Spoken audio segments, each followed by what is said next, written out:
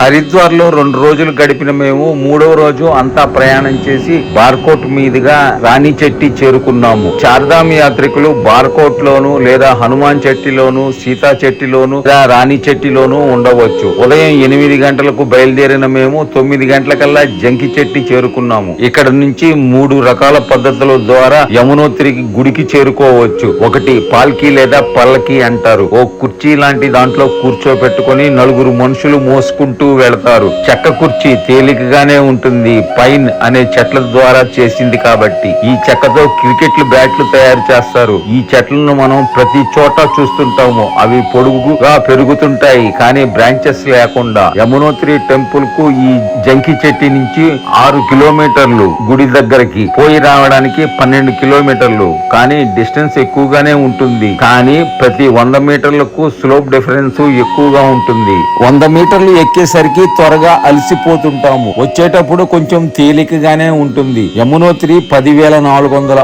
అడుగులు సముద్ర మట్టానికి ఎత్తులో ఉంటుంది. ఇక్కడ అంతా నేపాలీ జాతీయులు. వీరు ఇంతకు ముందు జంకి చెట్టి నుంచి వెళ్లేటప్పుడు సహాయం చేసేవాళ్లు. ప్రయాణికులకి సామాను పట్టుకొని ఏమైనా ప్రాబ్లమ్స్ వస్తే సాల్వ్ చేస్తూ దర్శనం కల్పించేందుకు సహాయం చేసేవారు. ఫలితంగా అన్నపానీయాలకు డబ్బులు అడిగేవారు. ఈ సాంప్రదాయం ఇప్పటికీ జరుగుతుంది. పల్లకి కొరకు 8,000 పోయి రావడానికి మరియు అన్నపానీయాలకి మనిషికి 150 రూపాయల చొప్పున మొత్తం 600 రూపాయలు. గవర్నమెంట్ ఫీజు 500, మొత్తం 10,000 వరకు అవుతుంది మనిషికి. ఇది కానీ చాలా జాగ్రత్తగా తీసుకువెళతారు. నమ్మకంగా ఉంటారు. మరి తప్పదు. సీజన్ తరువాత ఏమీ ఉండదు. వీరికి వ్యవసాయం లాంటిది. పరిశ్రమలు ఏవీ లేవు. ఓన్లీ టూరిజం మీద బ్రతకాల్సిందే ఈ కేవలం 6 నెలలు.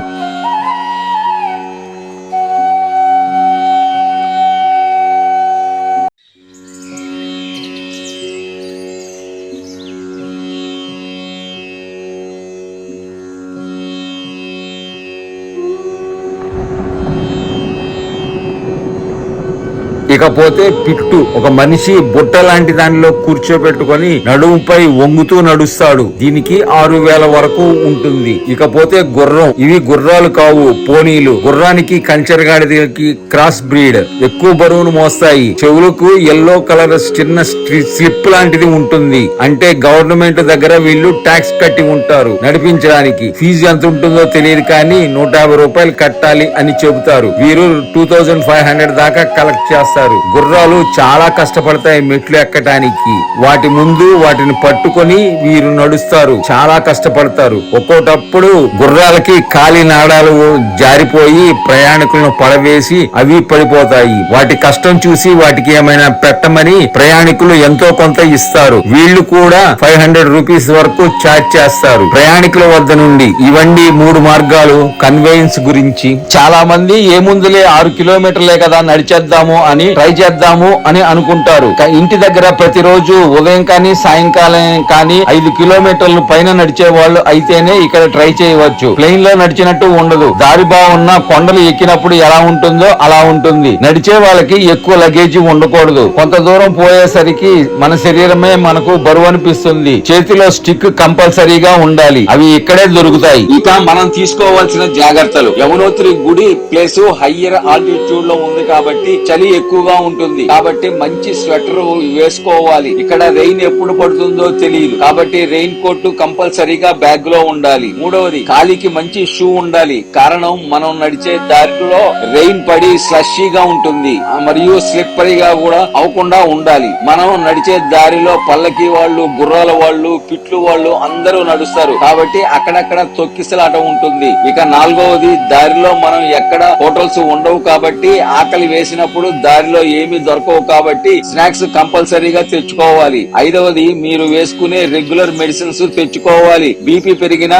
ఆయాసం వచ్చినా మెడిసిన్స్ వెంట తెచ్చుకోవాలి. మౌంటైన్ సిక్ అనేది ఒకటి ఉంటుంది. దాని వల్ల జ్వరం రావచ్చు కాబట్టి డోలో లాంటివి తెచ్చుకోవాలి. మెడికల్ ఎయిడ్ మధ్యలో ఎక్కడో ఒక చోట మాత్రమే ఉంటుంది. అన్నింటికన్నా ముఖ్యమైనది హైయర్ ఆల్టిట్యూడ్ కాబట్టి పచ్చ కర్పూరం ఓ గుడ్డలో వేసుకొని ప్రతి 10 నిమిషాలకు ఒకసారి వాసన చూస్తుంటే మనకు ఆక్సిజన్ బాగా లభిస్తుంది. కొండ ప్రాంతం కాబట్టి వెదర్ లో బ్యాక్టీరియా ఉంటుంది, లంగ్స్ ను బాగా ఎఫెక్ట్ చేస్తుంది. కాబట్టి ముఖానికి మాస్క్ వేసుకోవడం చాలా మంచిది. మ్యాగీ మరియు టీ బిస్కెట్లు మాత్రమే దొరుకుతాయి, అంత హైజెనిక్ గా ఉండవు, కాబట్టి తినకపోవడమే మంచిది.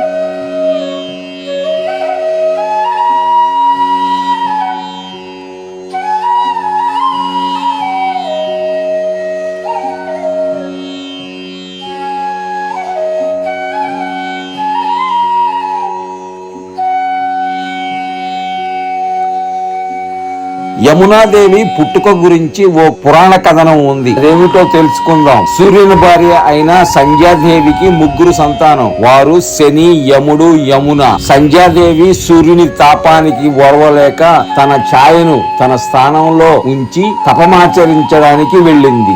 ఛాయాదేవికి సూర్యుని వల్ల కొంతమంది కుమారులు కలిగారు. తరువాత ఛాయాదేవి సంధ్యాదేవి కుమారుల పట్ల కొంత అశ్రద్ధను చూపించసాగింది. ఒకరోజు ఛాయాదేవి తన కుమారులకు ఆహారాన్ని అందించి సంధ్యాదేవి సంతానానికి ఆహారాన్ని అందించడానికి నిరాకరించడంతో శని కోపించి ఛాయాదేవిని కాలితో తన్నాడు. ఛాయాదేవి కోపించి శనిని కుంటివానివిక అని శపించింది. ఇది గమనించిన సూర్యుడు శనిని తల్లిని తన్నిన కారణమేమిటి అని అడిగాడు. శని చెప్పినది విని సూర్యునికి ఛాయాదేవి మీద సందేహం కలిగింది. తన తల్లివైతే ఇలా చేయవు, అసలు నీవెవరు అని ఆమెను నిలదీయగా తను సంధ్యని కానని ఆమెచే నియమించబడిన ఛాయాదేవినని నిజం చెప్తాది. ఈ సంఘటన తర్వాత శని, యముడు ఆ ప్రదేశాన్ని విడిచిపోతారు. యముడు శివుడికి సహాయంగా మరణాంతరం ప్రాణులకు పాపం చేసినందుకు దండననిచ్చే నరకాధిపతి అయ్యాడు. దండన ఇవ్వడంలో సమానంగా వ్యవహరిస్తాడని పురాణ కథనం. అన్నదమ్ముల వియోగాన్ని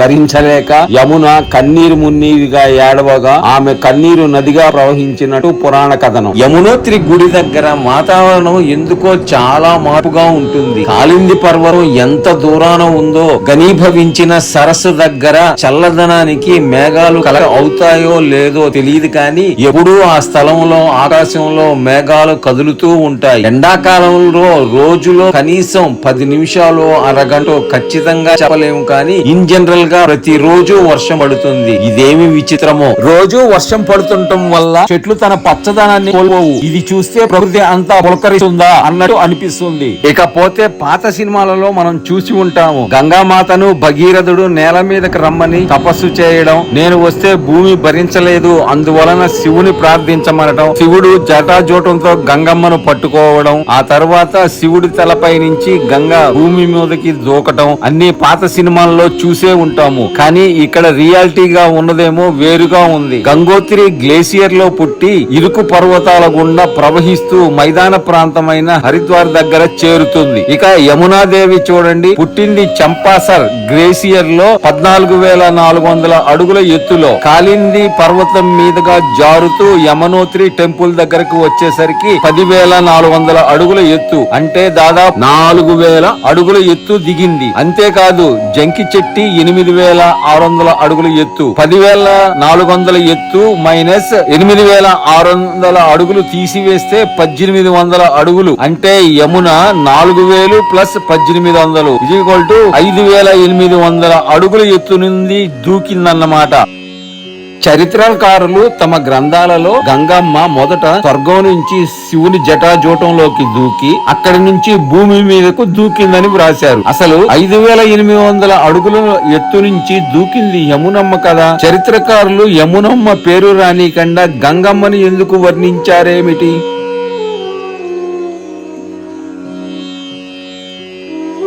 రెండు పెద్ద నదులే. గంగోత్రి గ్లేషియర్ దగ్గర ఎత్తు, హరిద్వార్ లో ఎత్తు తీసుకుని డిఫరెన్స్ క్యాలిక్యులేట్ చేస్తే మరి గంగమ్మ కూడా ఎక్కువ దూరం ప్రయాణించింది కదా. ఏదైనా మన భారతదేశమే, ఎవరి పేరు వస్తేనేమి. యమునమ్మ అయినా ప్రయాగరాజ్ దగ్గర గంగలో కలిసిపోతుంది. ఎంతైనా యమున గంగమ్మకు ఉపనదే కదా. మనకంటే ఋషులు చాలా తెలివిగల వాళ్ళు. 3 సైడ్లు పర్వతాలు ఉండటం వలన కొండలపై నుంచి దూకుతున్నప్పుడు హోరు చాలా కీన్ గా అబ్జర్వ్ చేస్తే చాలా ఎక్కువగా వినిపిస్తుంది చూడండి.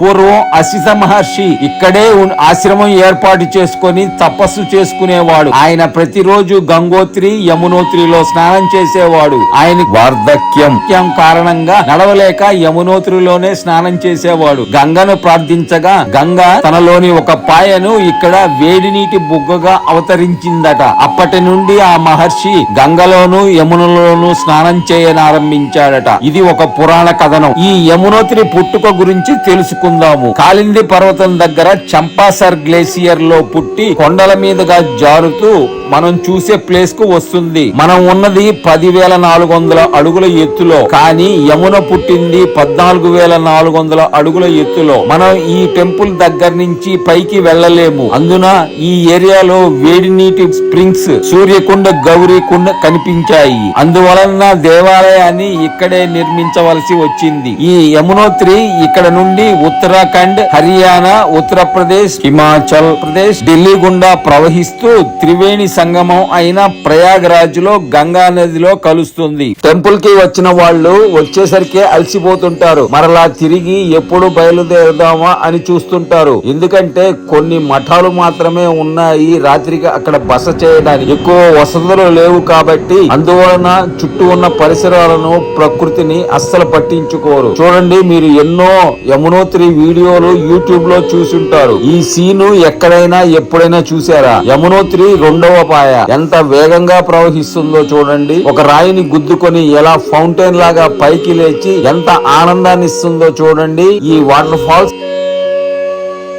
సూర్యకొండ దగ్గర ఉండే దివ్యశిల ఉంది. అది చిన్న గుంటలాగా ఉంటుంది. భక్తులు క్లాత్ లో బియ్యం, బంగాళాదుంపలు ఉంచి వేడి నీటి గుంటలో కాసేపు ఉంచుతారు. తొందరగా ఉడికిపోతాయి. వీటిని యమునాదేవికి నైవేద్యంగా పెడతారు. ఇక్కడ ఉండే నీటిలో ఉన్న కెమికల్స్ వల్ల అది తినడానికి పనికిరాదు. నీటిలో ఎంత వేడి ఉన్నది అని తెలుసుకోవడానికి మాత్రమే ఈ అన్నం వండే ప్రక్రియ. ఇక్కడికి వచ్చిన వాళ్ళు గుడి దగ్గర చేరుకున్న తర్వాత సూర్యకొండ అనే వేడి నీటి బుగ్గలో కొంతమంది తప్పక స్నానం చేస్తారు. కారణం, ఒకసారి యముడు తన చెల్లెలు అయిన యమునకు చూడటానికి వచ్చాడట. చెల్లెలు యమున తనను చూడటానికి వచ్చిన వారిని, సూర్యకొండలో స్నానం చేసిన వారిని క్షమించమని అడిగిందట. అందువలన ఎవరైతే యమునోత్రికి వెళ్లి సూర్యకొండలో స్నానం చేసిన వారికి ఒకవేళ నరకానికి వెడితే అక్కడ సులభమైన శిక్షలు పడతాయని నమ్మకం. దర్శనం అయిపోయింది. గర్భగుడిలో గంగా, యమున, సరస్వతి విగ్రహాలను చూడగలగము. యమునమ్మది నల్లటి రూపం. అదేమిటి, యమున నల్లటి రంగులో ఉన్నదేమిటి అని డౌట్ వచ్చి పూజారిని అడిగితే, పార్వతి చనిపోయిన తర్వాత శివుడు ఆమెను ఎత్తుకొని రుద్రతాండవం చేస్తుండగా భయపడిన దేవతలు విష్ణుమూర్తిని శరణు వేడుకున్నారు. విష్ణుమూర్తి తన సుదర్శన చక్రంతో పార్వతీదేవి శరీరాన్ని ముక్కలు ముక్కలుగా చేశాడట. అవి పడిన స్థలాలే ఇప్పుడు శక్తి పీఠాలు. శివుడు పార్వతీదేవితో సహా యమునా నదిలో దూకాడట. ఈ శివుని రంగు యమునా నది దేవి కూడా నల్లటి రూపు దాల్చిందట అని కథ చెబుతారు. నిజమెంతో. ఈ దేవాలయాన్ని 1839లో సికిందర్ షా చేత నిర్మించబడింది. అది భూకంపంలో నాశనం అయిపోగా ప్రస్తుతం ఈ ఆలయాన్ని జైపూర్ మహారాణి గులారియా 19వ శతాబ్దంలో పునర్నిర్మింపజేసింది. అమ్మయ్య, కిందకి దిగి వచ్చేసాం. ప్రయాణం కొంచెం కష్టమైన మనసుకు సంతృప్తినిచ్చి నా జర్నీ. రేపు అంతా ప్రయాణం చేసి గంగోత్రిని చూడటానికి ఉత్తరకాశీ చేరుకోవాలి. ఇదండి యమునోత్రి కథ. ఇదే జంకీ చెట్టి సెంటర్. ఇక్కడ నుండి మనం మోటార్ సైకిల్ మాట్లాడుకొని పార్కింగ్ ఏరియాకు వెళ్ళాలి. నడిచిపోవాలంటే 3 కిలోమీటర్స్ ఉంటుంది. కొండ ఎక్కాలి. మనం ఎక్కడైతే దిగామో అక్కడికే చేరుకోవాలి. చాలా మంది ఇక్కడే తప్పిపోతుంటారు. జాగ్రత్త పడాలి. ఈ వీడియో మీకు నచ్చినట్లయితే, ఇన్ఫర్మేటివ్ గా ఉన్నట్లయితే దయచేసి లైక్ చేయండి, కామెంట్ చేయండి, మరి కొంతమందికి షేర్ చేయండి. మీ ఊహా శిల్పి.